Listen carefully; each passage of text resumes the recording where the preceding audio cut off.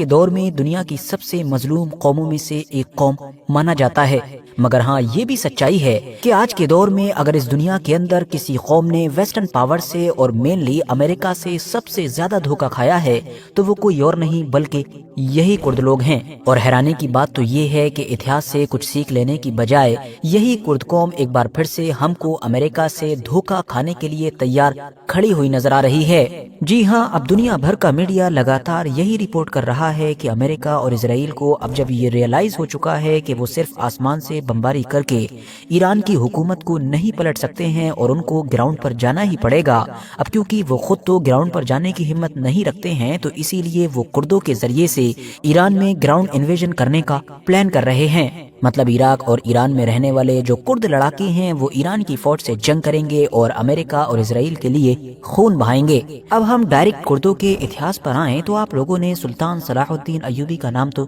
ضرور سنا ہوگا۔ جی ہاں، وہی سلطان صلاح الدین ایوبی کہ جن کو مسلم اتہاس کے سب سے بڑے یودھاؤں میں گنا جاتا ہے اور جنہوں نے ہی کسی دور میں مسلمانوں کے لیے بیت المقدس کو فتح کیا تھا۔ تو یہ جو سلطان صلاح الدین ایوبی تھے یہ دراصل ایک کرد ہی تھے۔ صرف صلاح الدین ایوبی ہی نہیں بلکہ مسلم اتہاس میں اور بھی بے شمار ایسے بڑے بڑے کمانڈرز یا پھر سپاہی گزرے ہیں کہ جن کا تعلق اسی قوم سے تھا۔ کوئی دور ہوا کرتا تھا کہ جب مسلم دنیا کی تمام ریاستیں، تمام سلطنتیں یہی کوشش کیا کرتی تھی کہ ان کی فوج کے اندر زیادہ سے زیادہ کرد لڑاکے موجود ہوں، کیونکہ یہ لوگ اتنے بہادر اور جنگی معاملات میں اتنے ماہر ہوا کرتے تھے کہ کسی بھی فوج کے اندر ان کی موجودگی ہی جیت کی گارنٹی سمجھی جاتی تھی۔ مگر دیکھیے کہ آج سب کچھ بدل چکا ہے۔ سب سے پہلے تو آپ لوگ ذرا اس نقشے پر نظر ڈالیے۔ اس علاقے کو کردستان کہا جاتا ہے۔ یہی وہ علاقہ ہے کہ جہاں پر سینکڑوں یا ہزاروں سال سے کرد لوگ رہتے آئے ہیں۔ اب یہ پورا علاقہ اپنے آپ میں کوئی دیش نہیں ہے بلکہ ایک ایسا بڑا علاقہ ہے کہ جو آج کی ڈیٹ میں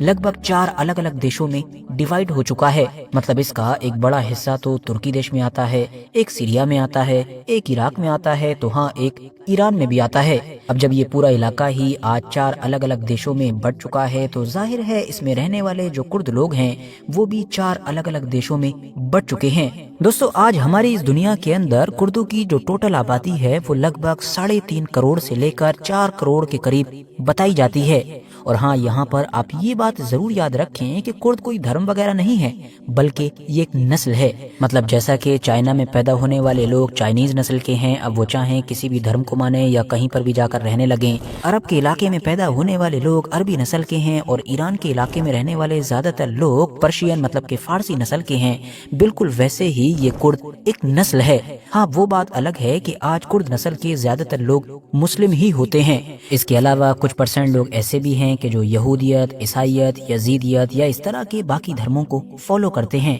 اور ہاں کچھ پرسنٹ لوگ ناستک بھی ہو چکے ہیں۔ اب ان لوگوں کی یہ جو ٹوٹل آبادی ہے اس میں سے زیادہ تر لوگ مطلب 1.5 سے 2 کروڑ کے قریب تو صرف ترکی دیش میں آباد ہیں۔ باقی دوسرے نمبر پر نام آتا ہے ایران کا، جہاں پر ان لوگوں کی آبادی لگ بھگ 1 کروڑ کے قریب ہے۔ اس کے بعد عراق، اس کے بعد سیریا، اور باقی پھر جرمنی، فرانس، سویڈن، UK، اس طرح کی جتنی بھی ویسٹرن کنٹریز ہیں یہاں پر بھی ان لوگوں کی اچھی خاصی تعداد پائی جاتی ہے۔ اب ویسے تو دنیا کی کسی بھی نسل کے لوگوں کی طرح ان لوگوں کے پاس بھی اپنی خود کی ایک زبان ہے، اپنا ایک اتہاس ہے، اپنا کلچر ہے، اپنا ٹریڈیشن مطلب کہ کھانے پینے کی چیزیں یا پھر پہننے اوڑھنے کی چیزیں، ہر چیز ہے۔ اگر کوئی چیز نہیں ہے تو صرف اور صرف ان کے پاس اپنا دیش نہیں ہے۔ جی ہاں، آج کے دور میں کہ جہاں ایک طرف تو ہم دیکھتے ہیں کہ کچھ لاکھ لوگ مل کر بھی ایک دیش بنا لیتے ہیں، یہ لوگ کہ جن کی تعداد 3 سے 4 کروڑ کے قریب ہے، ان کے پاس اپنا دیش موجود نہیں ہے۔ اب ان لوگوں کے پاس اپنا دیش کیوں نہیں ہے؟ ان کے ساتھ کس نے دھوکہ کیا، کس نے غداری کی؟ اور آخر یہ کرد لوگ کہ جو خود بھی زیادہ تر مسلم ہی ہوتے ہیں، یہ آج تمام میجر مسلم کنٹریز کے ہی دشمن کیوں بن گئے ہیں؟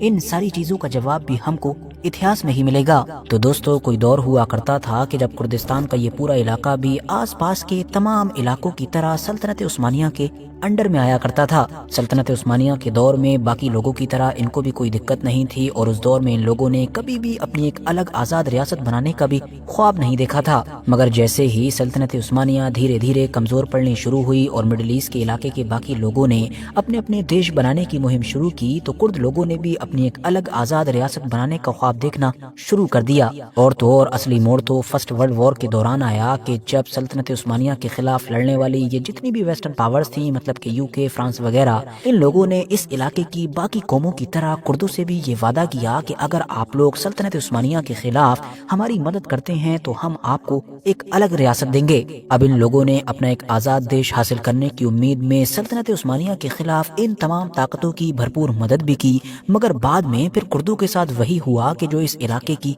बाकी ज्यादातर कौमों के साथ हुआ था, मतलब इनको क्लियरली धोखा दिया गया। और इस धोखे की कुर्दों को कंफर्मेशन उस वक्त मिली कि जब 1922 में ट्रीटी ऑफ लोजान साइन की गई, क्योंकि यही वो मुआहिदा था कि जिसके बाद उस टर्की का मैप दुनिया के सामने आया कि जो टर्की आज हमें दिखाई देता है। और इस मैप के सामने आते ही ये क्लियर हो चुका था कि कुर्दों का जो एक बड़ा इलाका था, मतलब कुर्दिस्तान, उसका एक हिस्सा ऑलरेडी इस नए टर्की के मैप में जा चुका है। सिर्फ टर्की ही क्यों बल्कि आने वाले सालों में इन्हीं वेस्टर्न पावर्स ने आज के इराक और सीरिया जैसे देशों की भी लकीरें खींची, और जैसे जैसे इन नए देशों की लकीरें खींची वैसे वैसे ये कुर्दिस्तान भी खत्म होता चला गया, क्योंकि दुनिया के नक्शे पर खींची जाने वाली इन नई लकीरों के जरिए से सिर्फ कुर्दिस्तान की जो जमीन थी वही 4 टुकड़ों में नहीं बटी थी, बल्कि इस जमीन के ऊपर रहने वाले जो कुर्द लोग थे वो भी 4 अलग अलग देशों में बट चुके थे। और सिर्फ बटे ही नहीं थे बल्कि इन सारे ही देशों में ये लोग माइनॉरिटी हो चुके थे, मतलब कि अल्पसंख्यक बन चुके थे। कुछ जानकार ये भी दावा करते हैं कि वेस्टर्न पावर्स की तरफ से ये सब कुछ जानबूझकर किया गया था ताकि इस पूरे इलाके को लंबे वक्त तक डिस्टेबलाइज किया जा सके और इस पूरे इलाके को लंबे वक्त तक ताकतवर न बनने दिया जा सके। और हुआ भी बिल्कुल ऐसा ही, क्योंकि ये बड़ी तादाद में और बड़े इलाके में रहने वाले जो कुर्द थे जो अब अलग अलग टुकड़ों में बट चुके थे, ये जिस इलाके में भी गए वहां पर इन्होंने अपने अपने हिसाब से अपनी आजादी की मुहिम शुरू कर दी। अलग अलग वक्तों पर अलग अलग इलाकों में रहने वाले इन कुर्दों ने अपनी ताकत के हिसाब से उस इलाके की हुकूमत को, उस देश को टक्कर देने की कोशिश की। कुर्दों की इसी चीज का फायदा सबसे ज्यादा वेस्टर्न पावर्स ने उठाया। उन्होंने अलग अलग वक्तों पर अपनी जरूरत के हिसाब से अपने फायदे के लिए इन लोगों को लालच देकर इनका इस्तेमाल किया और बाद में इस्तेमाल करके यूं ही छोड़ दिया। कुर्द अलग अलग वक्तों पर अलग अलग ताकतों के हाथों इस्तेमाल होते रहे और इस इस्तेमाल होने में इनको हद से ज्यादा नुकसान उठाना पड़ा। हजारों या लाखों लोगों की जानें तक देनी पड़ गई, मगर वो चीज नहीं मिली कि जो इनको चाहिए थी, मतलब इनका अपना देश। दोस्तों, इस पूरे पीरियड में कुर्दों के ऊपर सबसे बड़ा क्रैकडाउन टर्की देश के अंदर हुआ है। उसकी वजह ये थी कि इन लोगों की तरफ से भी कुर्दिस्तान को हासिल करने की जो मुहिम थी वो सबसे बड़े लेवल पर टर्की में ही चलाई गई थी। यहाँ पर तो इन लोगों ने किसी दौर में एक पार्टी बनाई थी PKK, जिसको टर्की तो छोड़िए बल्कि America, European union, Canada, Australia और न्यूजीलैंड जैसे तमाम देश भी एक आतंकवादी ग्रुप मानते हैं। और उसकी वजह यही है कि इससे जुड़े हुए लोग अलग अलग वक्तों पर टर्की के अंदर कई आतंकवादी हमले कर चुके हैं, जिसमें जाहिर है अभी तक बेशुमार बेगुनाह लोगों को अपनी जानें गंवानी पड़ी हैं। 1975 के दौर में कि जब हमारी दुनिया के अंदर कोल्ड वॉर चल रही थी, तब अमेरिका ने कुर्द लोगों को इराक की गवर्नमेंट के खिलाफ खड़े होने के लिए उभारा था और कुर्द लोग खड़े भी हो गए थे। मगर बाद में जब एग्रीमेंट हो गया तो अमेरिका ने फौरन ये सपोर्ट खींच लिया। नतीजा ये हुआ कि वो कुर्द के जो खड़े हुए थे उनकी हुकूमत ने अब उनको बुरी तरीके से क्रश कर दिया। इसके बाद 1991 में भी दुनिया ने देखा कि जब गल्फ वॉर के बाद अमेरिका ने इराक के लोगों को सद्दाम हुसैन के खिलाफ खड़े होने के लिए उभारा था, तो कुर्द लोग और कुछ शिया लोगों ने बगावत कर दी थी। उम्मीद थी कि अमेरिका मदद के लिए आएगा, लेकिन अमेरिका ने फौरन कोई दखलंदाजी नहीं की। नतीजा ये हुआ कि सद्दाम हुसैन की हुकूमत ने बगावत करने वाले इन कुर्दों या बाकी लोगों को बुरी तरीके से क्रश कर दिया। और लेटेस्ट एग्जाम्पल तो हम लोगों को सीरिया की सिविल वॉर में देखने को मिला है, जो सिविल वॉर 2011 के दौर से शुरू हुई थी और अभी 2024-25 तक भी चल रही थी। इस सिविल वॉर के अंदर अमेरिका की तरफ से सबसे अहम किरदार अदा करने वाली ताकत का नाम SDF था। वही SDF के जो सीरिया के अंदर इन्हीं कुर्द लोगों की फौज थी। इस सिविल वॉर के अंदर अमेरिकन सपोर्टेड कुर्दों ने अपना हद से ज्यादा खून बहाया, मगर आखिर में हुआ क्या? हुआ ये कि कई सालों के बाद जब 2024 और 25 के दौर में आकर अमेरिका को लगा कि उसका फायदा किसी और को चुनने में है, मतलब कि अल जुलानी को गद्दी पर बैठाने में है, तो अमेरिका ने बिला किसी झिझक के अभी कुछ महीने पहले ही जो SDF थी, मतलब कुर्दों की फौज थी, उसको पूरे गेम से ही आउट कर दिया। और अब अगला नंबर हम लोगों को शायद ईरान का नजर आ रहा है, क्योंकि जैसा कि हमने शुरू में ही बताया कि अब लगातार खबरें आ रही हैं कि एक बार फिर से अमेरिका कुर्दों का इस्तेमाल करना चाहता है, वो भी ایران کے اندر، کیونکہ یہ بات تو شروع سے ہی لگ بھگ سبھی ایکسپرٹس مان رہے ہیں کہ اگر امریکہ نے خود اپنی فوج کو